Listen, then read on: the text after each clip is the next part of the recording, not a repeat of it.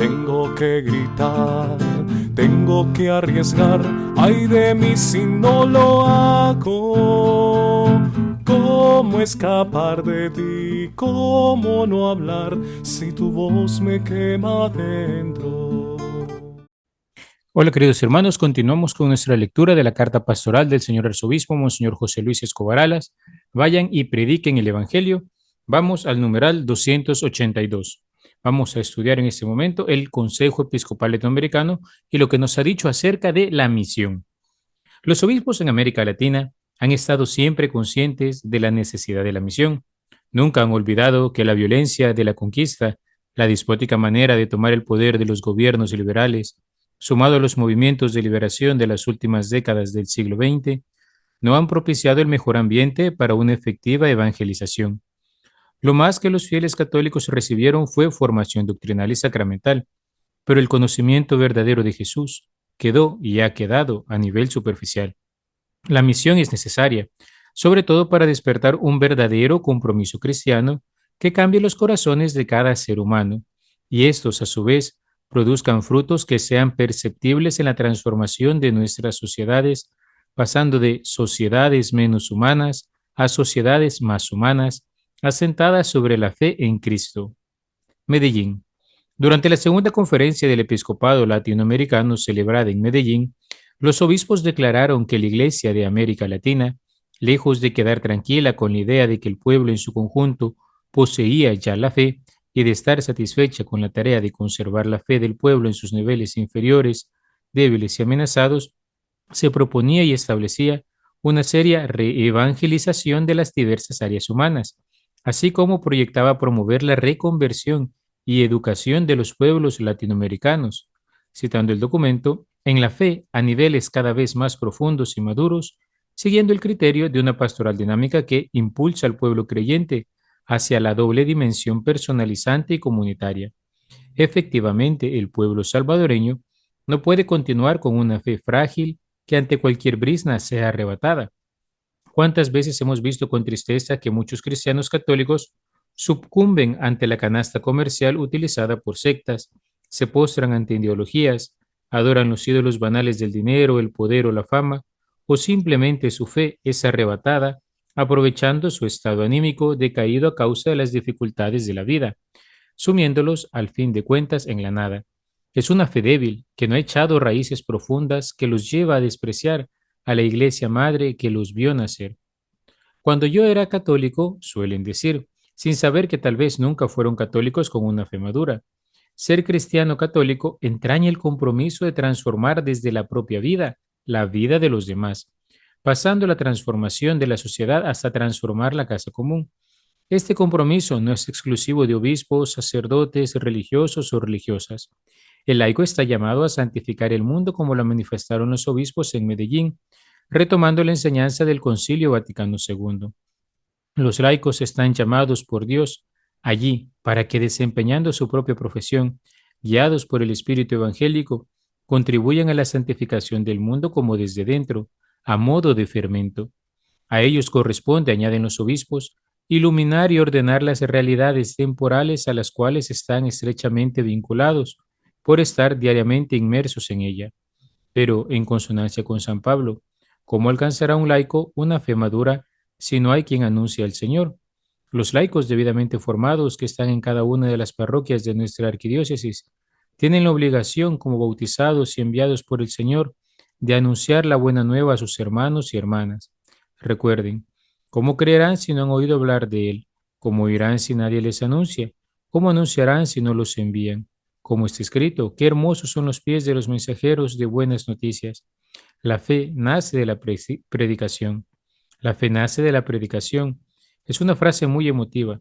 Todos estamos llamados a predicar, pero los laicos, estando en el mundo, pueden ser más efectivos a través de su apostolado, con palabras y con su testimonio de vida, atrayendo a otras y otros a la Santa Iglesia, viña del Señor. Es la hora de los laicos que, unidos con sus sacerdotes y obispos, puedan llevar el Evangelio a todos los rincones de nuestra arquidiócesis y después, si así lo desean, a los rincones del mundo. Puebla. En 1979, en la celebración de la Tercera Conferencia General del Episcopado Latinoamericano en Puebla, Los obispos emitieron un documento cuyo nombre ya era sugestivo en sí: la evangelización en el presente y en el futuro de América, documento del que vale la pena recalcar la fuerza puesta en un tema que ocupa a todos desde siempre y que no acabamos de terminar. En primer lugar, los obispos nos recuerdan que el compromiso de la misión es ineludible y corresponde a todos los miembros de la Iglesia. En esta dirección, los obispos enfatizaron que debía quedar claro que correspondía a toda la comunidad cristiana en comunión con sus legítimos pastores y guiadas por ellos, constituirse en sujeto responsable de la evangelización, de la liberación y de la promoción humana. Las consecuencias de este llamado son conocidas hoy más que nunca, y a la sombra de nuestro amado santo, Monseñor Romero, lo comprendemos mejor. Sabemos que de esa generación muchos, escuchando la voz de sus pastores, acudieron a las filas integrándose a los equipos de evangelización. Otros se integraron a los equipos de agentes de pastoral y otros tantos como catequistas. Fue un renacer de las comunidades laicas por la fuerza del Espíritu Santo. Quedaron atrás aquellos años cuando solo los sacerdotes, religiosas o obispos se encargaban de la misión. El Espíritu Santo daba un gran ímpetu a los laicos. La persecución, sin embargo, fue herencia de un nutrido número de estos seglares. ¿Cuántos fueron matados o martirizados? Otros fueron sometidos a tortura, difamados por acusaciones de ser comunistas, algunos de los cuales entran hoy en día en nuestros templos, pudiéndose reconocer en ellos, a usanza de las primeras comunidades cristianas, a verdaderos confesores. Dieron testimonio de su fe, aun a sabiendas de un seguro martirio.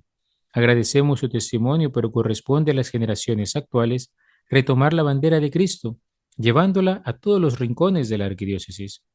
Los obispos en Puebla recordaron también que la misión no es un simple proceso de anuncio, hay en su seno algo más trascendente. La misión es ser parte del misterio trinitario.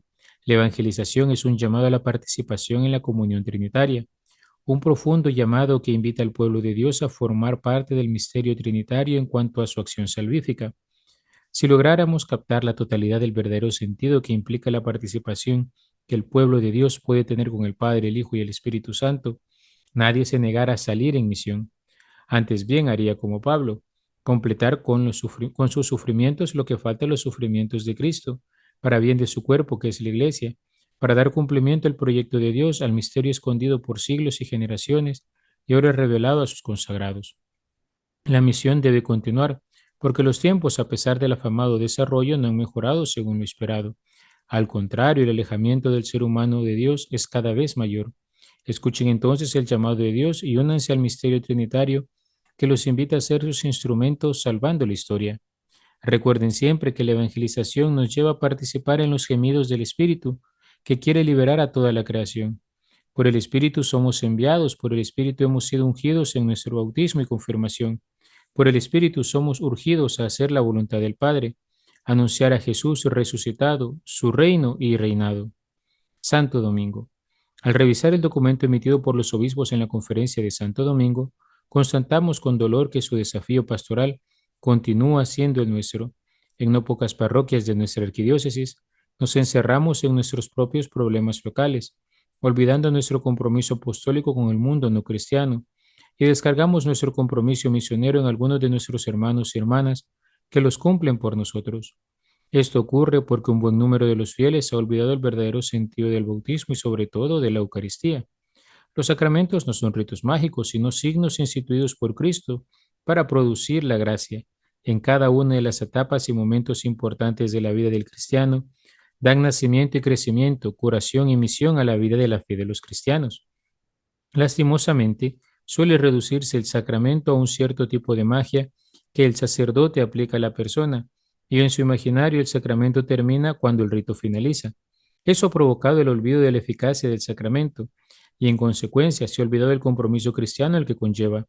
Por ello los obispos declararon en Santo Domingo que no se había logrado aún plena conciencia de lo que significaba la centralidad de la liturgia como fuente y culmen de la vida eclesial. Se perdía en muchos el sentido del día del Señor y de la exigencia eucarística que conlleva. La consecuencia de todo esto era una falta de coherencia entre la fe y la vida en muchos católicos, incluidos a veces aquellos que ocupaban cargos de mando. El pueblo de Dios no puede continuar una vivencia de la fe a nivel intimista. En la tercera pastoral publicada en el año 2018, dediqué numerosas páginas a esta problemática. Los invito, hermanos y hermanas, a estudiarla. La Eucaristía, explicaba, es el sacramento de la promoción humana y la promoción cósmica. Es el acto pleno de la pedagogía de Dios y es el sacramento fontal, de donde beber la sangre de Cristo y comer su cuerpo, pero no egoístamente, sino para salir del templo a dar. Al dar el mensaje del reino de Dios, a dar el mensaje de la resurrección de Cristo y de su reinado, a dar el mensaje de vida, de liberación, de dignificación y de promoción humana, a dar el mensaje de promoción cósmica salvando nuestra casa común, a dar testimonio con nuestras vidas y, en fin, a dar nuestra vida como hostias vivas en manos del Señor. Aparecida. Finalmente, nuestros obispos en Aparecida han legado un llamado imposible de desoír y de eludir. Con palabras fuertes han dicho, no podemos quedarnos tranquilos en espera pasiva en nuestros templos, y señalan que urge acudir en todas las direcciones para proclamar que el mal y la muerte no tienen la última palabra, para proclamar que el amor es más fuerte, para proclamar que hemos sido liberados y salvados por la victoria pascual del Señor de la historia, para proclamar que Él nos convoca en iglesia y que quiere multiplicar el número de sus discípulos y misioneros en la construcción de su reino en nuestro continente. Es la hora en que el Señor llama a los bautizados, es la hora de salir en misión, invitando a cuantos podamos a acoger al Señor en sus vidas, a seguir su modelo y a hacer vida su mensaje. Zonas urbanas o zonas rurales de la arquidiócesis, cuales sean, no deben quedar sin escuchar la buena nueva. Todo esto en cumplimiento de la misión que el Señor ha encargado a los fieles desde su bautismo. Jesucristo, anotaron los obispos en Aparecida, es el rostro humano de Dios y el rostro divino del hombre. Bondadoso rostro que para el bautizado solo es posible encontrarlo cuando se pone en salida, momento durante el cual la persona no solo sale del templo, sino sobre todo sale de su sí propio. Es como los obispos en Aparecida enseñaron. La vida se acrecienta dándola y se debilita en el aislamiento y la comodidad. De hecho, los que más disfrutan de la vida son los que dejan la seguridad de la orilla y se apasionan en la misión de comunicar vida a los demás. Cuando el misionero anuncia la buena nueva del Señor, dignifica a otros y otras y a la vez se autodignifica. La misión es necesaria para humanizar un país que a veces pareciera que ha perdido el sentido de su fe. ¿Cuántas empresas obligan a sus empleados con amenazas de despido o descuento salarial a trabajar en domingo, el día del Señor, días feriados e incluso el día del trabajo que por derecho universal les corresponde? Tristemente, en muchos casos, ni el patrono se entera de estar vulnerando impunemente los derechos de sus empleados, porque alegan pagar sueldo doble o la reposición de ese día en cualquier otro día de la semana. Los empleados tampoco se enteran del atropello de sus derechos porque los desconocen. La violencia contra la mujer, tanto como la violencia contra los niños, es otro aspecto a superar. El desprecio por los ancianos o por los mendigos que deambulan por las calles, el desprecio por los pueblos originarios, el desprecio por los animales y las plantas, etc. Se ha perdido la noción del deber ser, un ser humano y de tratar a los demás con dignidad. Se ha perdido la obligación de ser un ser humano cabal, que cumple sus deberes con la misma intensidad que exige el cumplimiento de sus derechos, porque es persona y no esclavo, persona y no objeto. La misión es necesaria para humanizar esos grupos de personas de nuestro país que se han alejado de los caminos del Señor. Proceso de humanización que debe empezar desde nuestras parroquias y desde allí como un alud irá aumentando el número de los que evangelicen de palabra y con testimonio de vida, en especial los laicos cuya presencia en la sociedad permite la santificación del mundo, en sus familias, lugares de trabajo, estudio o recreación. Una sociedad cristianizada podrá humanizar las estructuras de un país que lleve el santo nombre del divino Salvador del mundo. Es necesario, pues, comenzar con fuerza la misión, allí donde aún no ha empezado, y en los lugares donde ya comenzó será bueno reforzarla. Esto obliga a cada sacerdote párroco a hacer de su parroquia un lugar de constante formación para sus fieles, porque si queremos que las parroquias sean centros de irradiación misionera en sus propios territorios, deben ser también lugares de formación permanente.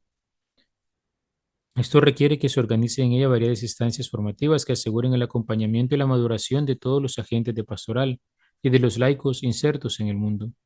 Los laicos o laicas deben estar muy bien formados en Biblia, en doctrina social de la Iglesia, en los sacramentos, en el magisterio, en moral, en bioética y en temas de familia. En cartas pastorales anteriores hemos recomendado a los fieles católicos de la arquidiócesis la necesidad y el deber de asistir a escuelas de teología, o bien que los párrocos busquen sacerdotes y laicos debidamente formados para impartir una rica formación. Salir en misión necesita excelentes conocimientos, para responder acertadamente a las diversas problemáticas que nuestros hermanos o hermanas enfrentan en el mundo. Finalmente, para terminar con Aparecida, basta recordar que el Santo Padre Benedicto XVI dijo que la fuerza para la misión la encontraremos en el viático que el Señor nos ha dejado desde la última cena. La Eucaristía es el alimento indispensable para la vida del discípulo misionero de Cristo. Hermanos, nos quedamos hasta aquí en esta ocasión. Nos hemos quedado en el numeral 299. Estamos por comenzar el 300, que trata sobre el magisterio de la Iglesia en El Salvador. Ahora bien, ¿qué podemos rescatar? Mucho podemos rescatar y de hecho el señor arzobispo hace una breve síntesis de aquello que los documentos van resaltando. Sin embargo, no podemos olvidar, queridos hermanos, que a nivel latinoamericano los obispos se han reunido y han estado meditando en los diferentes temas que afectan a la fe en nuestro pueblo. Y así encontramos esos documentos conclusivos de las reuniones de Medellín, Puebla, Santo Domingo y de Aparecida. Y si dos puntos quisiera yo rescatar de esto sería, uno, qué importante es recordar esto que el señor arzobispo nos está enfatizando. Por un lado, la vivencia de la fe como un encuentro con Cristo, no simplemente un sacar sacramentos como quien cumple un requisito, como quien habla de la burocracia de los sacramentos, como me dijeron a mí en alguna ocasión. No se trata simplemente de cumplir por cumplir, no es un papel a llenar y tampoco es un rito mágico, porque el sacramento tiene su efecto y el efecto se produce y se desarrolla en virtud del sacramento, es cierto, pero debe encontrar las debidas disposiciones para dar todo su fruto y que pueda hacer crecer la vida de santidad del cristiano. Pero si solo nos echan el agua del bautismo y quedamos como aguados, en palabras del padre Rutilio Grande, ¿no? Es decir, simplemente fui bautizado un día, pero nunca desarrollé mi fe, nunca me planteé una vida virtuosa, nunca me planteé una vida de oración asidua, nunca me planteé el ver cómo podía imitar mejor a Jesucristo en mis actitudes y comportamientos concretos, cómo podía vivir mi fe en comunidad, cómo mi comunidad podía ayudar a transformar el pasaje, el polígono donde estoy. Si solo quiero cumplir un requisito, pues es fácil, pero la verdad es que dejamos al sacramento sin el potencial de desarrollar todo lo que podría ser en nosotros. Recordemos, cuando un niño, por ejemplo, es bautizado, la gracia se le da como una semilla, pero aquella gracia, queridos hermanos, está llamada a crecer de día en día.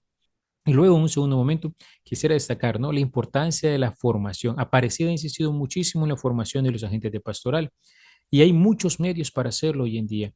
Tenemos, ¿no?, las formaciones que dan los diferentes grupos de la parroquia, como no, tenemos la catequesis inicial para los niños, la catequesis sacramental, pero luego también tenemos las escuelas de crecimiento, por ejemplo, la renovación carismática, las celebraciones de la palabra que realizan los hermanos del camino neocatecumenal.